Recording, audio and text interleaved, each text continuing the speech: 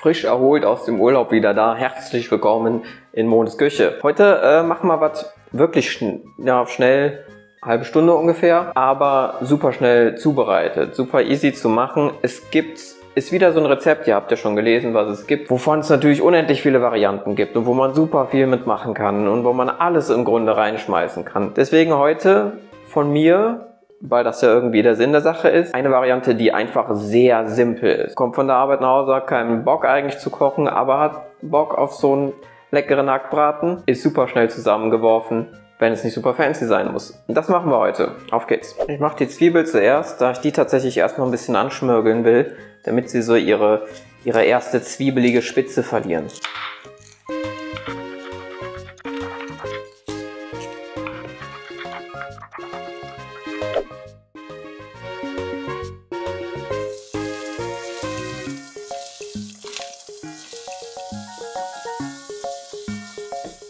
Und während die Zwiebeln vor sich hin brutzeln und der Ofen schon mal auf 200 Grad vorheizt, machen wir hier die Masse fertig.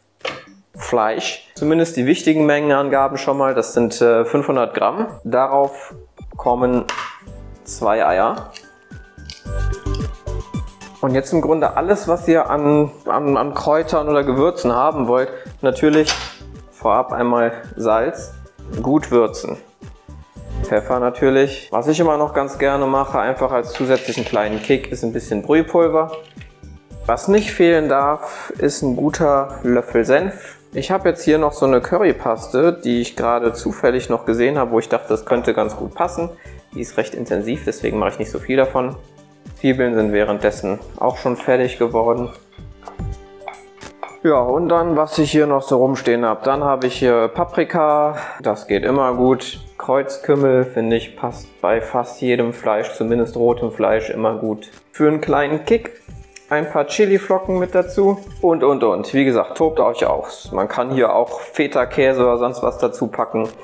Für mich reicht das jetzt erstmal als eine sehr simple Variante und dann mit den gewaschenen Fingern rein und alles gut vermengen. Oh, eins noch vergessen. Viele würden jetzt hier zum Beispiel eingeweichtes Brot nehmen, aber mal ganz ehrlich, wer hat dauernd altes Brot zu Hause rumliegen? Ich hab's nicht, ich nehme einfach Paniermehl. Funktioniert auch sehr gut. Jetzt aber.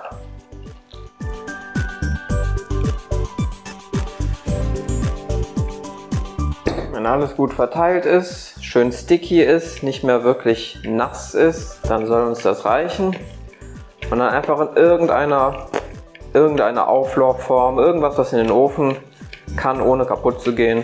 Ich habe hier so eine kleine Auflaufform, wenn man so will. Ich gucke jetzt nur, dass es ungefähr etwas gleichmäßig dick ist überall, damit es nicht auf der einen Seite garer ist als auf der anderen. Weil ich hier zufällig noch so eine angeschnittene Tomate rumliegen habe, schneide ich mir davon noch ein paar Scheiben ab. Die können dann nochmal so ein zusätzliches bisschen Flüssigkeit von oben bringen. Und in etwa einer halben Stunde sehen wir uns wieder.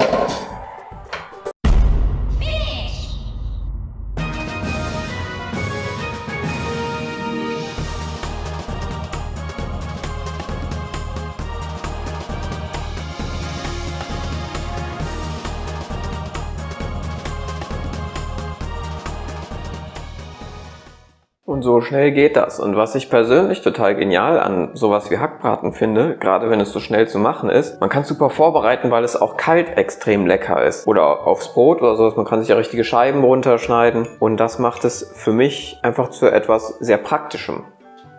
Machst du heute, kannst du auch natürlich größer machen, kannst du die nächsten Tage von essen. Und oh, die Currypaste war eine gute Idee. Habe ich heute zum ersten Mal dran gemacht. Voll lecker. Und die Tomate oben drauf auch super. Gibt einfach nochmal so eine Fruchtigkeit dazu. Dazu einen kleinen Salat, weiß nicht, Kroketten oder Kartoffelbrei oder irgendwas. Und was auch immer. Man kann es jeden Tag was anderes dazu machen. Einfach ein sehr praktisches und extrem leckeres Essen. Wie eine Riesenfrikadelle.